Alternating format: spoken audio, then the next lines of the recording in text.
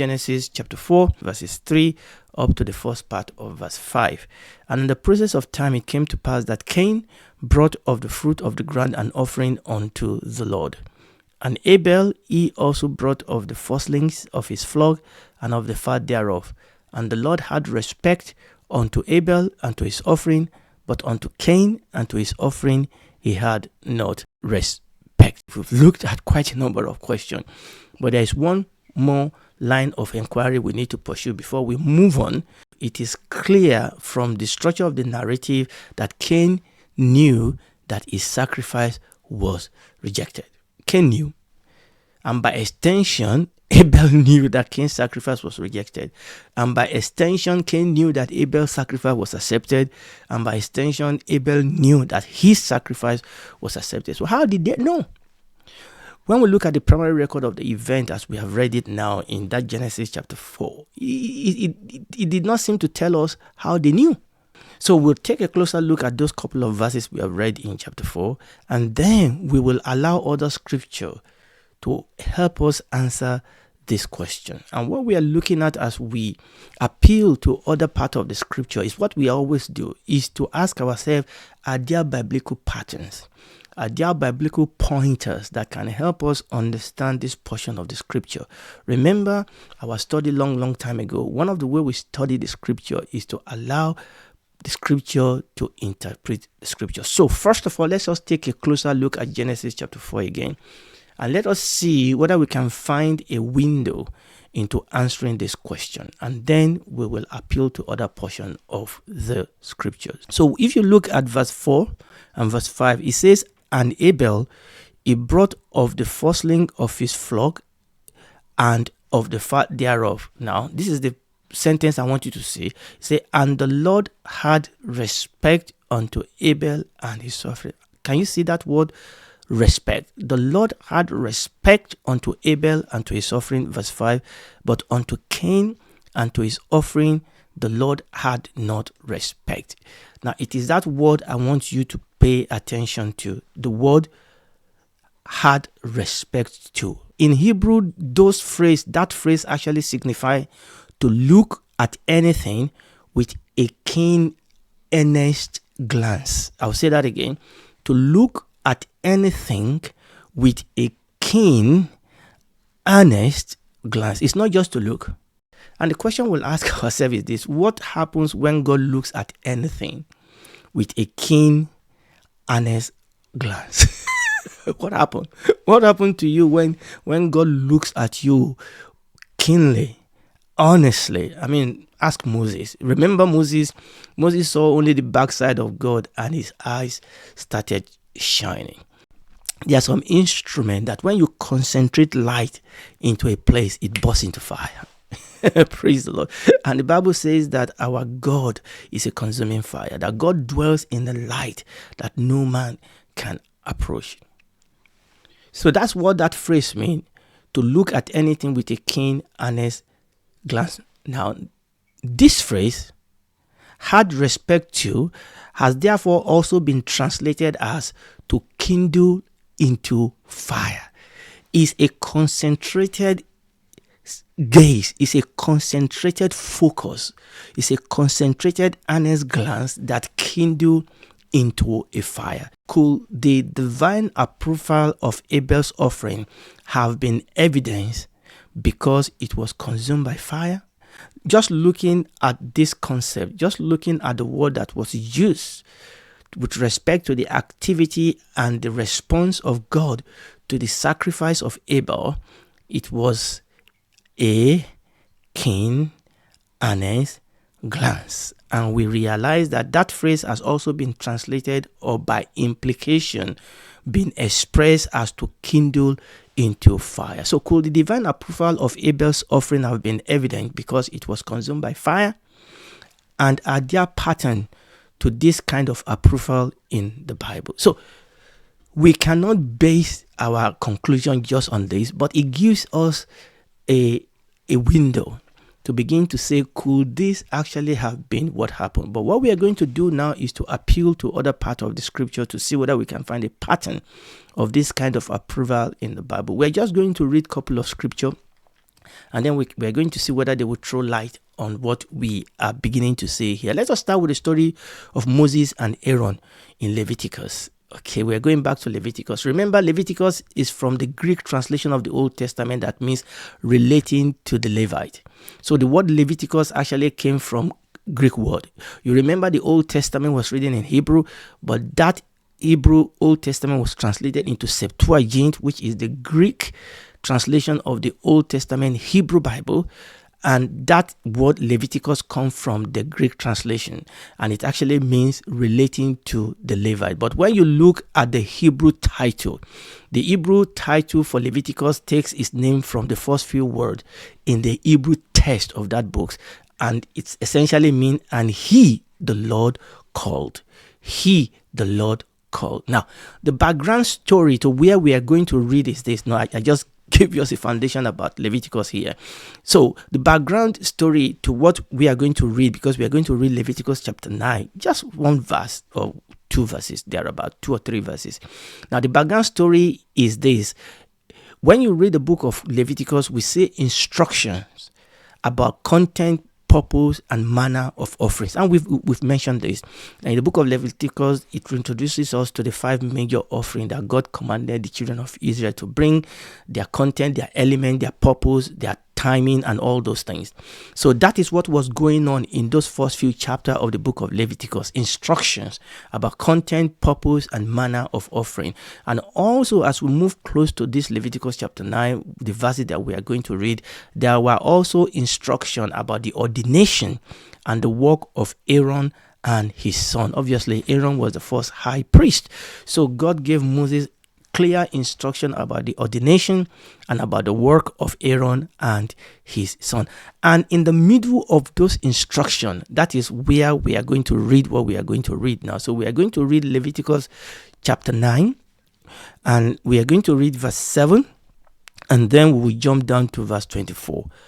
Verse 7, remember the background that led to this. It was in this process of giving instruction about Aaron as his son. And Moses said unto Aaron, go unto the altar and offer thy sin offering and thy burnt offering, and make an atonement for thyself and for the people, and offer the offering of the people, and make an atonement for them as the Lord commanded. And then the story progresses, and obviously Aaron obeyed and did exactly what Moses instructed him by the word of the Lord. And verse 24 then tells us what happened.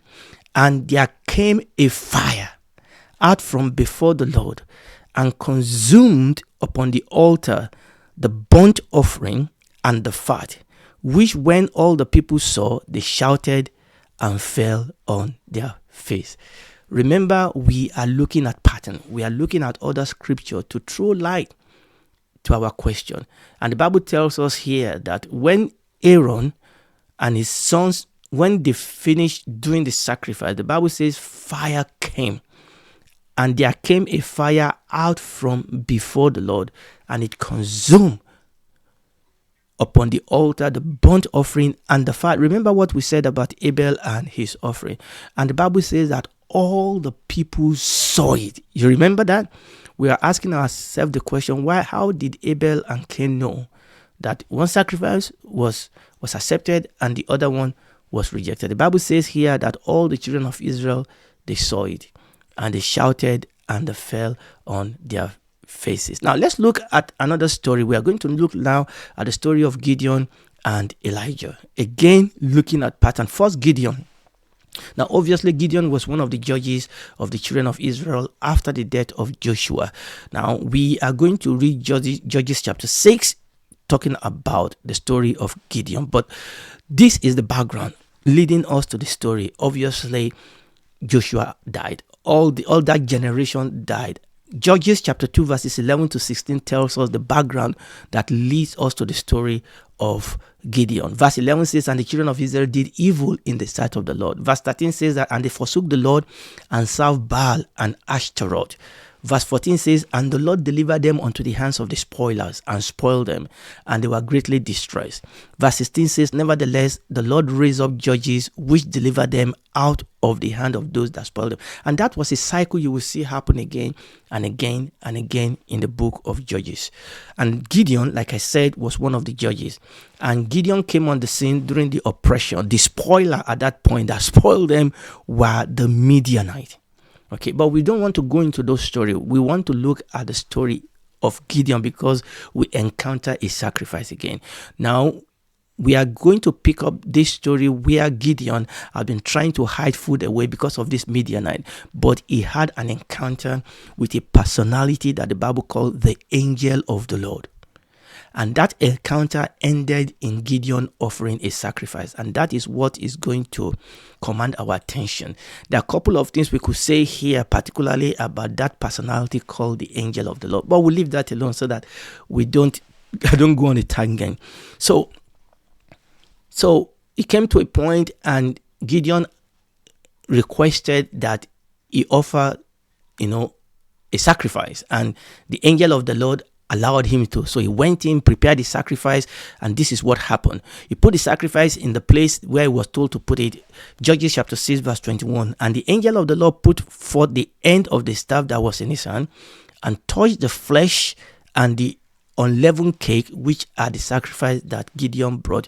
Now this is the point. And there arose up fire out of the rock and consumed the flesh and the unleavened cake. Then the angel of the Lord departed out of his sight. Again, we are seeing a situation here. And obviously, if you then read the story onward, Gideon saw what happened. And Gideon said, oh, mine, I've seen the angel of the Lord and my life was spared.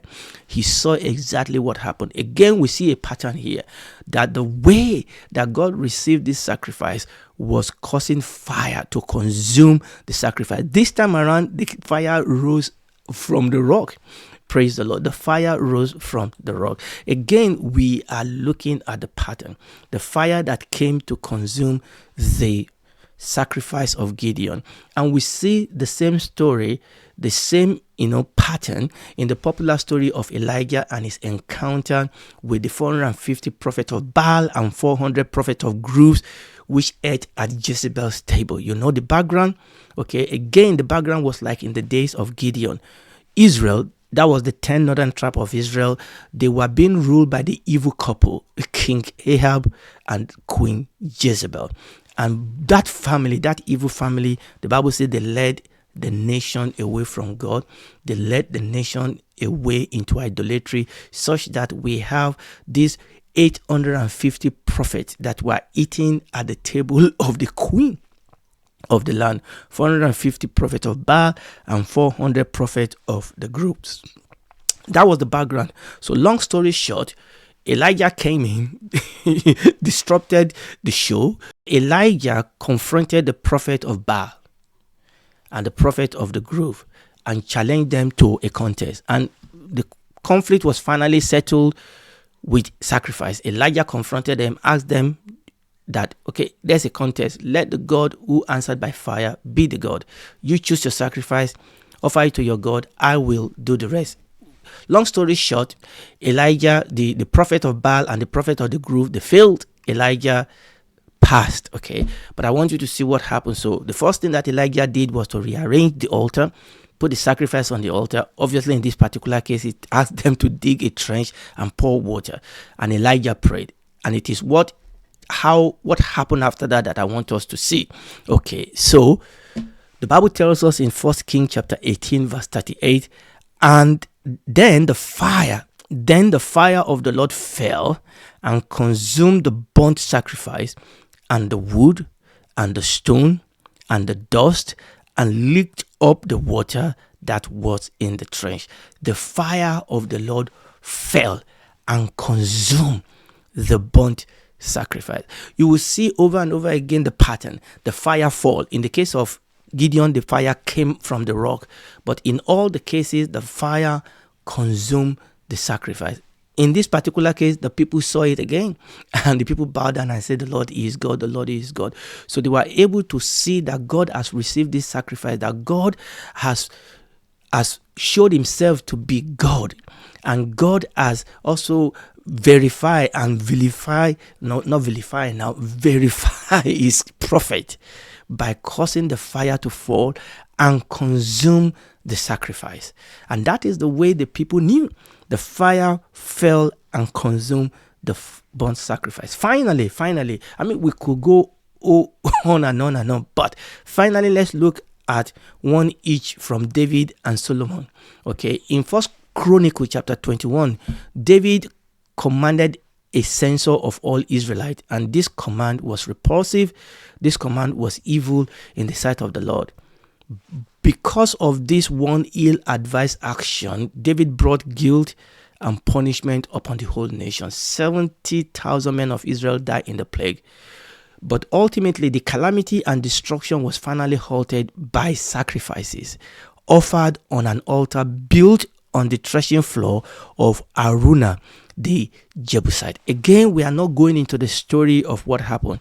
My concern here, my focus here is the sacrifice. So David bought the land from Araunah, the Jebusite, and the Bible tells us something that happened. First Chronicle chapter 21 verse 26. And David built here an altar unto the Lord and offered burnt offering and peace offering and called upon the Lord. What happened? And God answered him from heaven. How? By fire upon the altar of burnt offering. God answered him by fire. So the fire came and consumed the offering upon the altar. Again, we can see this pattern. We'll look lastly at Solomon's sacrifice, and this one is recorded for us in the second book of Chronicles chapter 7. Now, the background to that story was that Solomon has finished building the temple, and he brought into the temple the furniture of the temple. Obviously, that included the Ark of the Covenant of God. And then Solomon offers sacrifices. In conclusion of this process of dedication, Solomon concluded the dedication of the temple with a lot of sacrifices. The Bible tells us in 2 Chronicles chapter 5 verse 6 that he sacrificed sheep and oxen which could not be told or numbered for multitude. So Solomon offered so many sheep and so many oxen that you cannot even count them. And after then, he prayed. Solomon prayed and something happened. And that is what I want you to see. Remember the background: dedication of the temple, sacrifices, and Solomon was standing in front of the sacrifices and he was praying. And this happened. This is what happened. 2 Chronicles chapter 7 verse 9. And now when Solomon had made an end of praying, what happened? The fire came down from heaven and consumed the burnt offering and the sacrifices, and the glory of the Lord filled the house. And the glory of the Lord filled the house. So Solomon prayed, just like all the other things that we've seen. Solomon prayed, and the Bible says that the fire came down. The fire consumed the burnt offering and the sacrifice. And there was glory. We could talk about the glory that came with God receiving the sacrifice. So remember what we are doing. We are seeking to know how the brothers knew that Cain and his offering were rejected and Abel and his offering were accepted. And what we've seen in this selected biblical event of sacrifice that we've read through, what we've been doing is that God on many occasions accepted people's sacrifice by consuming it with fire. By consuming it by fire. In the passages, we saw that the way God conveyed his approval of the sacrifice over to him was to send fire to consume the offering. It is therefore highly suggestive that the sign of approval or disapproval in the case of Cain and Abel, in the case that we are considering, that the sign of approval is highly suggestive, will have been fire from heaven. The fire must have consumed the offering of Abel, but left that of Cain untouched, leaving Cain without doubt that he and his offering has been rejected and that his brother Abel and his offering has been accepted. You may be wondering, why do we have to spend so much time conjecturing how Cain knew that his sacrifice was rejected, how Abel knew that his sacrifice was accepted. And so what if it was by fire or not? What does it matter? Of what practical use is all this to us today? Going back to what I said a few moments ago, is because this concept of sacrifice, this connection between sacrifice and fire is important. And it is important because, number one, it reveals something fundamental to us about who God is, and therefore what our attitude and our approach to Him should be. And this is the reason why we have taken time. Let's read Hebrews chapter 12 as we conclude the teaching today, because it summarizes for us what we need to know. Hebrews chapter 12, I'm going to read verses 18 to 21, and then we jump down. For you are not come unto the mountain that might be touched and that burnt with fire, nor unto blackness and darkness and tempest, and the sound of trumpet and the voice of word, which voice they that had entreated that the word should not be spoken to them anymore, for they could not endure that which was commanded. And if so much as be touched mountain, it shall be stoned and thrust through with the dust. And so terrible was the sight that Moses said, I exceedingly fear and quake. And you may say, well, that is just the Old Testament, isn't it? Let's continue. Hebrews chapter 12, let's read verses 28 and 29. This is a commentary on the New Testament now. Wherefore, we receiving a kingdom which cannot be moved, let us have grace, whereby we may serve God acceptably with reverence and godly fear. Why? For our God is a consuming fire. Our God, even in the New Testament, God is still a consuming fire. Listen to me. The God of the New Testament is not different from the God of the Old Testament. Okay. Paul is writing, because I believe Paul wrote the book of Hebrews. He said, our God is a consuming fire. The Bible, both in the Old Testament and New Testament, paint the picture of God as fire. So, if we sin and rebel against Him, if we constitute ourselves as enemy of God, if we stand on the wrong side of God, and if we refuse to repent and change our way, then we will experience God as a consuming fire. But if you and I repent and return back to God by way of sacrifice, what happened? Then God's fire of judgment and wrath will fall upon the sacrifice, and then our account will move from debit to credit, following God's deposit of His own righteousness into our account. Obviously, these sacrifices are only shadows. What we have been reading, they are only shadows. The ultimate sacrifice is the person of our Lord Jesus Christ, the Lamb of God who takes away the sin of the world. And that sacrifice we see on the cross of our Lord Jesus Christ. And this is the reason why we have spent so much time looking at this sacrifice of Cain and Abel. So the next question then is, how did Cain respond and react to God's divine feedback on him and his sacrifice? Did Cain repent?